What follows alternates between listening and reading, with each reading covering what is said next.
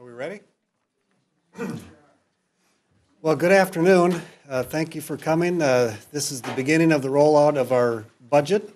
A couple weeks ago, we talked about advancing Minnesota, a theme that Senate Republicans want to promote and talk about as we move forward. That press conference 2 weeks ago was broad. We talked about just general things. Now it's time to put meat on the bones. And so today, we're going to release our tax budget. It will be 3 times what the governor had in his tax proposal as far as tax relief, 3 times as much. And I'm going to have Senator Roger Chamberlain, talk about the details of that. But as you recall, the things that we talked about when we were running and came in here and what do we want to do? We wanted to fix our roads and bridges. We wanted to fix the healthcare crisis, and we wanted to pass significant tax relief. Well, right away, we dealt with the health care crisis and provided relief with a number of reforms. And then last night on the floor of the Senate, we passed the reinsurance bill, which will ensure that our private providers of health care will be able to stay in Minnesota and provide the care that people need. So there's more steps to be done on that one, but we are doing what we said. And so now Roger Chamberlain will release the information about our tax bill. Roger? Thank you, and good to see all of you. So we'll see how many details we have for you. So the goal of this bill, this proposal, is simple. It's to advance Minnesota's economy through meaningful tax relief and reform. Relief and reform. In order to create new opportunities for everyone, all Minnesotans, rural, metro, small businesses, large businesses, schools, and farmers, among others. So there are 2 main parts to this proposal that my colleagues and I have been working on. First is permanent tax relief to middle-class Minnesotans. Second is pro-growth tax relief to create jobs, especially in greater Minnesota. So first, tax relief for all Minnesotans, especially the middle class. Sometimes our tax bills will contain relief to particular groups, and some of that will be in this proposal in the bill. But I'm proud to say the largest piece of our tax bill is a permanent cut to the lowest bracket, meaning everyone who pays income taxes will receive a break. The tax cut will benefit about 2.3 million people, which is about 81% of all taxpayers. But we are targeting the relief to middle-income families, making less than $135,000 a year. Details will be worked out over the coming weeks in the committee with my colleagues. This is an important point. This is the first permanent cut in relief in rates in 17 years. 17 years. So Minnesotans are ready for the relief, and they need it.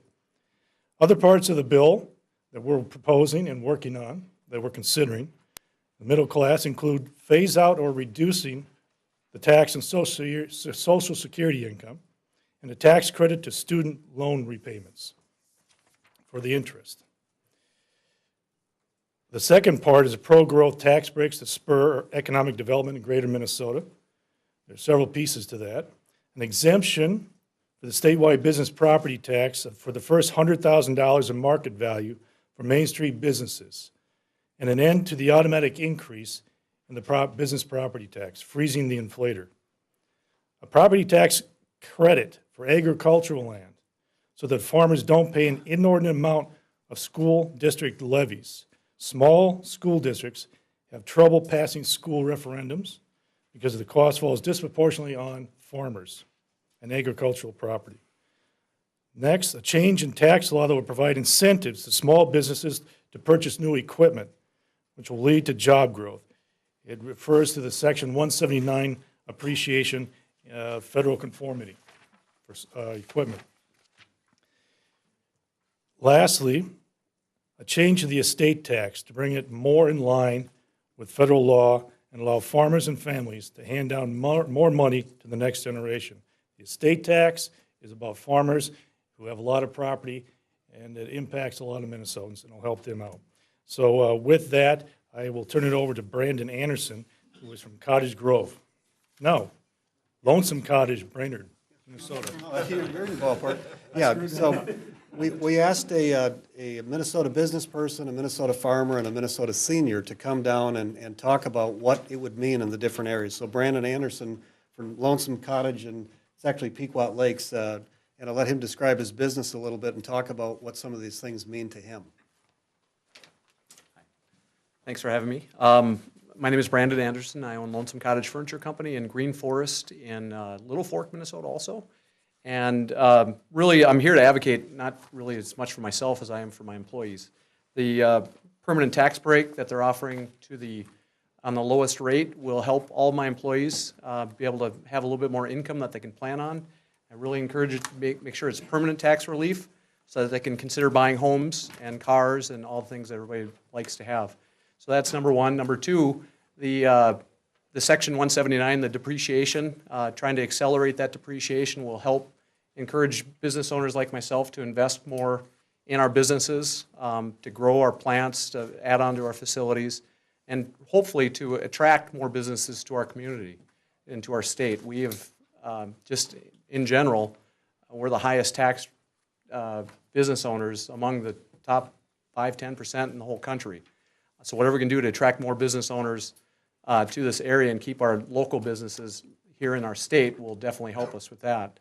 And the last thing was the property taxes. A big chunk of our gross profit goes to covering our property taxes that we pay on our commercial properties. And any type of tax relief that they can come up with here at the Capitol will definitely help us at the local level to be able to reinvest more money into our business and pass those along in increases in wages to our employees. So thank you for considering this. So next we have Jerry Nordick. He's a farmer from Breckenridge, Minnesota. And Jerry, when we talked to him about the ag property tax relief, he wanted to come and share a few thoughts. Thank you very much. We have a problem in the rural areas when schools pass building bond taxation. We are in a school district that passed a $19.8 million referendum, and most of us farmers in that school district, our taxes went up 98.6%. Now, if you wonder what that accounts to, on about 900 acre farm, that accounted to about $10,000–12,000.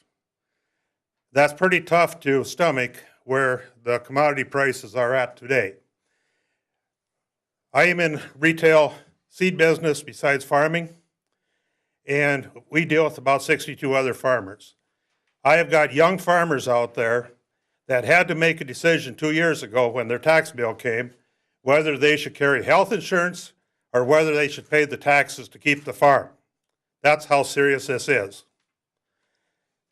Last week, one of these young gentlemen found out from his banker that his son, who graduated 2 years ago from college, could no longer be in the farm because of the $10,000 health care increase in premium and about an $8,000 increase from the school bond. We need this legislation to give us a tax break on this. We are not against education, but we have to have fair and equitable.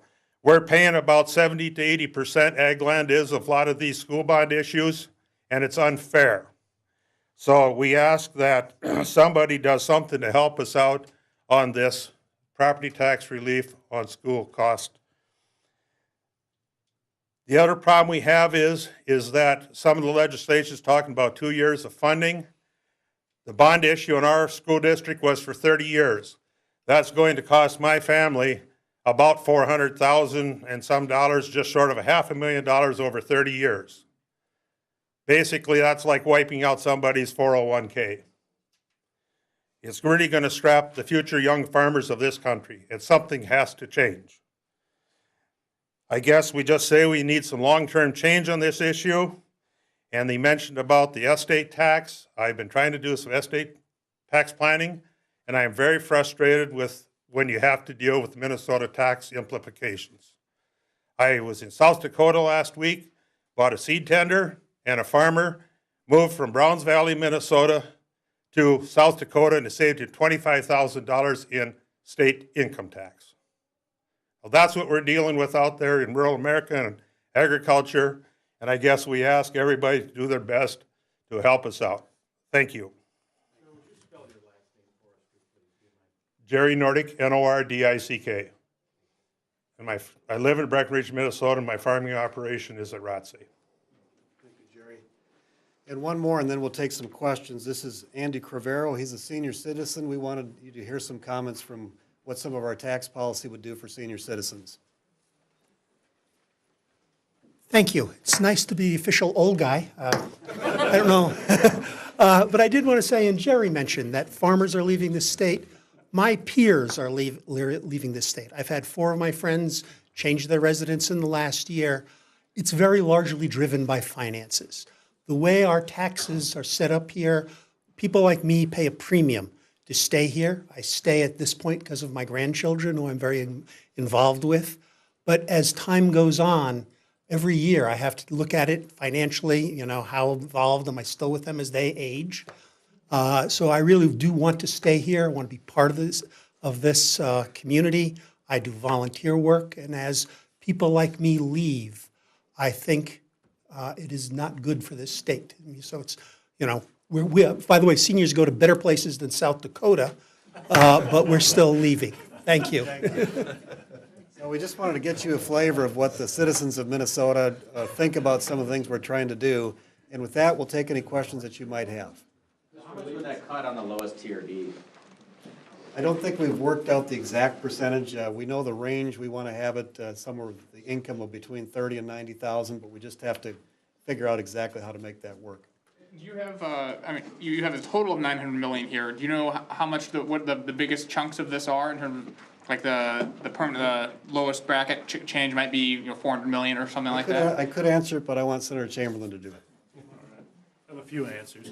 So your question was, what's the biggest chunk of this? Chunk or chunks? The obviously 900 million includes a lot of things, but Right. what are the couple biggest chunks in terms of absolute dollar? Well, the rate cut will be the biggest, single biggest chunk. Do you know about how much that will be? I do, but we're working it out. Senator, would that income tax, would that savings include people who make over 135,000 as well? It would just be the income that's 135,000 and below? So that everybody would get that, even wealthier people on the first 135,000 of income? It gets a little tricky, but the way we're structuring it is going to be for the middle income. But typically, when if you got a lot of money, your upper income, everybody goes through all the brackets to calculate, as you know. So we're working on targeting the middle income the most. How does the Social Security phase out work? Well, again, there's a lot of different ways to slice and dice this and scale it. You can raise the cap, you can phase it over 5 years or 10 years, and there's several different things you can do. And the committee and the team will be working on those final details. This depends on our priorities and where those numbers fit, but there's a lot of ways to do it. If it's 900 million this biennium, do we know what it would be in the second or future? We've been focusing on this, but that's a good question. I haven't really looked at that particular number, but you're right. It will be more because some of these numbers increase as you go out in the next biennium. Mr. Leader, Chair Chamberlain referred to first significant rate decrease in 17 years. That's when Jesse Ventura was governor. We know what happened after that in terms of the economy and deficits. And what the governor is saying on this is he's not going to do anything that puts the state of Minnesota in a similar position this time around. He's not going to leave that to his successor, that kind of a mess. We think that Minnesota should be fiscally responsible. Where we particularly focus is making sure that the spending is in line. The governor and us agree, that we want to make sure that Minnesota is healthy that way. He spends more money than us. We think we should be spending less and giving more of that back to the taxpayer. But in the end, what's different now is the out years look much better than they did even a year ago, which is why we're moving forward with more significant tax relief. But both of us agree that we need to make sure that we're financially and fiscally healthy. So then it would be fair to assume that as you roll out the subsequent portions of your budget, that the spending will be much more reined in than Governor Dayton's spending. I think that's correct. And right now I'll say that we intend to release all of the budgets tomorrow. So you'll see the budget targets tomorrow. Monday, we plan on doing a press conference on the transportation budget, and then we'll move forward from there. So that was free. Chair Chamberlain, with regards to the tax credits for college tuition, how will that work? Will it be on the interest that a person is paying? What's your ideas and the mechanisms for that? Right now, we're looking at the interest, and there's, again, several different ways to do it. but that's what we're focusing on now. And we can scale it. The bill that was proposed had different levels of reductions, trying to incent people to go into different areas where there might be shortages or need. So we can incent that way. I had to, if I might just respond to the question here about the tax relief. And the governor didn't want to put us in a position. Majority Leader was very eloquent, but Minnesotans hadn't had a break for 17 years. There are gobs of money pouring into the state coffers, and the governor and many people are willing to just spend it. You heard these gentlemen speak. They need the relief. We have spent years giving tax relief to billionaires for stadiums, by the which I enjoy. I enjoy them. But we have spent years building stadiums and other things and giving handouts to a lot of people in this state. Now it is time to give the money and some relief back to the workers in this state. The farmers, the small businesses, Main Street America, Main Street Minnesota. It's time we paid attention to them and gave them some respect. Giving this money, giving this relief to these citizens will generate economic growth. This state's economy is flat. If you look at the analysis, and I've been doing it over and over again for the last several months, the economy in the state is flat, and we face serious challenges in the next few years. Those challenges we face, we will only defeat and get out of them if we have economic growth. Our labor market is short and stagnant, so we have to do something different. It starts with massive tax relief and reform for every Minnesotan, and that is how we're going to get out of this. So it is time to get it. So, and it will get us out of this mess. It will not send us into deficit. Mr. Chairman, help us understand, given that it is a cut, it's a reduction in the lowest bracket, okay? How is it then that you're helping middle-class Minnesotans and you aren't benefiting the rich in some way because everybody pays on the lowest bracket regardless of their income? We are structuring this in a way that will target middle class. The Social Security piece, every piece of this. Plus, by stimulating the economy, businesses will start hiring people. People will be incented to go back to school. Businesses will partner with schools. This will generate all kinds of activity. And when the businesses are generating activity and people are spending, people get hired. But are you not making the lowest bracket reduction apply to the highest bracket people then? Is that how you're targeting middle-class people? Because everybody pays, X rate on the first amount in the low bracket, so help us understand how you're... Well, you said it pretty well. If you're paying taxes, you have a higher income, everybody works through that, myself, all of you included. And but if we go low bracket, it also helps the lower income people at that end. It helps them incrementally more, but wealthy people are going to get an income tax break under your plan also. The benefit goes mostly to this lower income by percentage. By percentage, the lower income gets a bigger kick out of this than the upper bracket. I think the number I saw in the analysis was about, on average, the lower income would see an 8.6% reduction. The higher income's like a 1.2 or 4% reduction. So in total, the benefit goes to the lower and middle class. So, You guys break this into middle-class tax relief and pro-growth tax relief to boost the economy. Can you give us a sense of how much of the $900 million goes to those two big areas?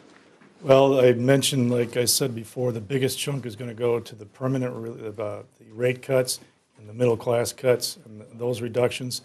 And then the balance of it is going to go to a variety of other issues, the state tax, Social Security, perhaps the school interest deductions and credits, and 179s, numerous other things as well that are in the bill.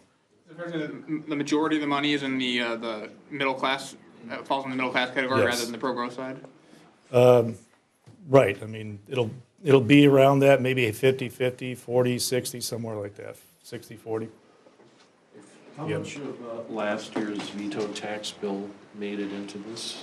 I don't know the exact percentages or numbers, but the governor and others will be happy to know that quite a bit has come in. I mean, there was a lot of technical pieces, whether it's sales taxes or TIFs or as Mr. Nordick had mentioned, the the egg bonds credit, that's in there, that's a big piece.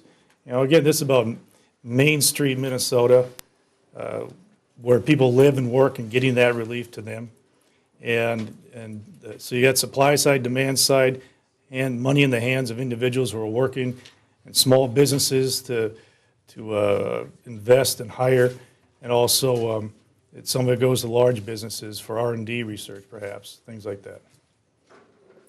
How is it that 81% of taxpayers would benefit from the income rate cut?